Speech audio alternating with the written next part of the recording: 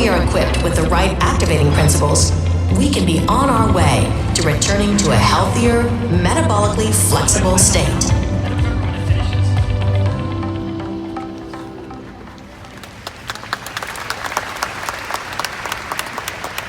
I hope you enjoyed that video. I just think it is spectacular. It conveys all of these ideas in a lovely, accurate way. Now, let me introduce one new concept in this talk, and I hope that you're still taking notes. Stay off your phones. Pay attention. If the body has low insulin for a prolonged period of time, that means it's really burning high levels of fat. You know that by now. Low insulin means high fat burning. Now, within the body, something very interesting starts to happen when it's been burning a lot of fat for a long time. The body starts to make these small little things in the blood called ketones. And this is from all of the fat burning. So when the liver, in particular, is burning a lot of fat, it starts to turn some of this into these small little pieces of fat that we call ketones. Now, ketones, in and of themselves, are very beneficial molecules. When someone's eating a diet that follows those 3 nutritional principles, they can expect to have some ketones being produced. And ketones have been found to benefit numerous aspects of the body. We know from evidence from multiple published studies that ketones can help the brain, the heart, our muscles, our body fat, and even something called inflammation that you've all heard of. In the brain, there are studies in humans with Alzheimer's disease that when the brain is fed some ketones, the brain starts to work better. Immediate memory gets better. The brain starts to think more clearly. In the case of the heart, we know that when humans start to have heart failure, when the heart isn't beating as well, it will shift and start to use ketones more, because ketones help the heart beat more blood every time it contracts. So it helps the heart work more efficiently. Muscle also is benefited by ketones. My laboratory at my university published a paper just last year finding that ketones help the muscle work in a way that produces less oxidative stress. We're also just about to publish a paper that finds that ketones actually help our body fat have a higher metabolic rate. So did you know that your fat tissue has its own metabolic rate, and ketones help it be about 3 times higher than normal?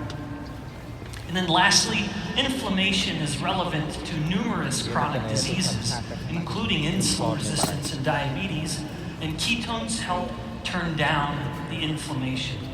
So from top to bottom, ketones are known to help the body be a little better. Now, in the video, you were reminded of the 3 nutritional principles within Unicity. And this guides the way we think about what we eat. And I hope you remember these. Prioritize protein, make sure you eat enough. Second, fuel with fat, help the body use fat for fuel by eating it. And then the other principle, control carbohydrates. This just means be smart about your choices of carbohydrate. Now, these 3 principles are very deliberate. We came up with these ideas because of what they each do to insulin. As I mentioned a moment ago, if you eat a pure carbohydrate source, insulin will spike up to 10 times and stay higher for up to maybe 4 hours, depending on the person. If you eat pure protein, then you'll get a modest insulin spike. It's small, usually. And then if you eat pure fat, well, there's no insulin response whatsoever. Now, let's look at how this matters in a day. Someone wakes up in the morning, and you'll see that we're going to look at someone's insulin levels over time. When we wake up in the morning, our insulin is low. but then we immediately eat a starchy, sugary, processed breakfast, cereal or toast or a bagel or a bowl of rice, and insulin climbs. And then it comes down right about when it's coming down a few hours later. Well, then it's time for lunch, and we eat a starchy or sugary lunch, a sandwich or yogurt, something with too much sugar in it or starch, and we bump insulin up again. And then right when insulin's coming back down, we bump it up again with a starchy or sugary dinner. Now, what happens, of course, when insulin is low is that the body has these brief moments of fat burning. Because remember, the body can only burn fat if insulin is low. And so we have these brief moments of fat burning. And you'll see that it's a little bigger in the morning. And of course, that's because insulin has had more time while we sleep to come down. And so we wake up in the morning and we're in a little higher fat burning than we will be for the rest of the day. Now, this is in a good situation. This is assuming that a person is waiting 4 hours between breakfast and lunch, 4 hours between lunch and dinner, and then waiting 12 to 16 hours between dinner and breakfast the next day. That's the good way to do it, to give your body periods of time in the day to burn fat.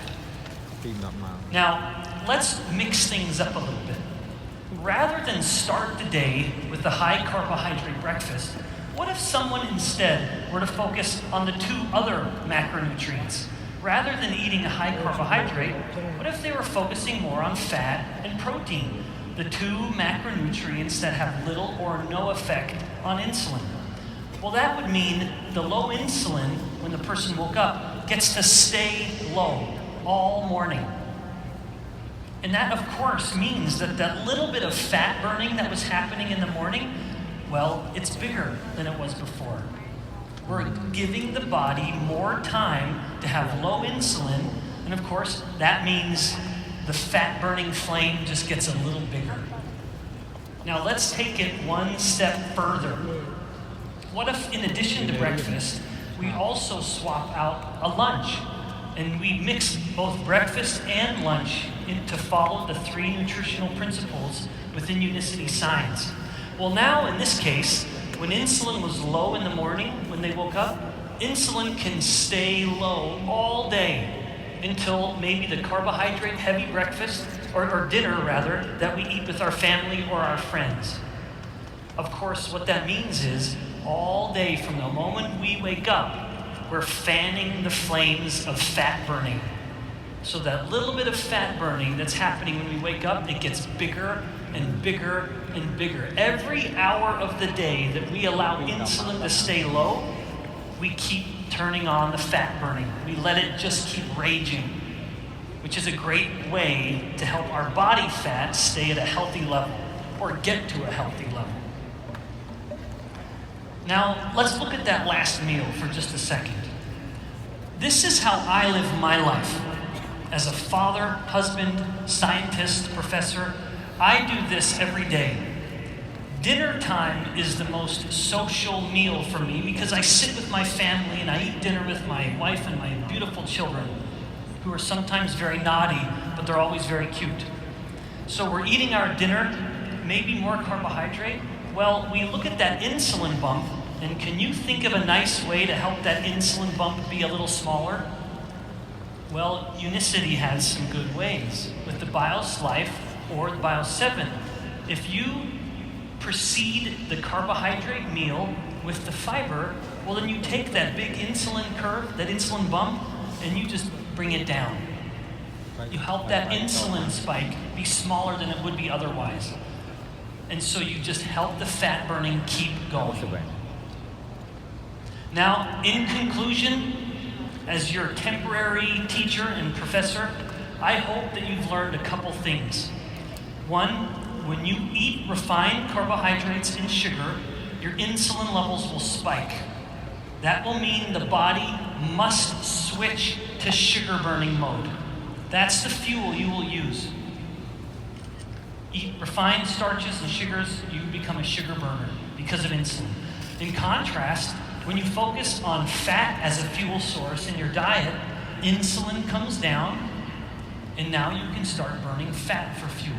And remember the key, the critical component in helping the body learn to burn fat for fuel and glucose or sugar for fuel is what insulin is doing. High insulin means sugar burning. High fat, or low insulin rather, means fat burning. I hope you've been able to learn something useful on metabolic fuel and how to be the healthiest you can. Thank you so much for listening. Thank you.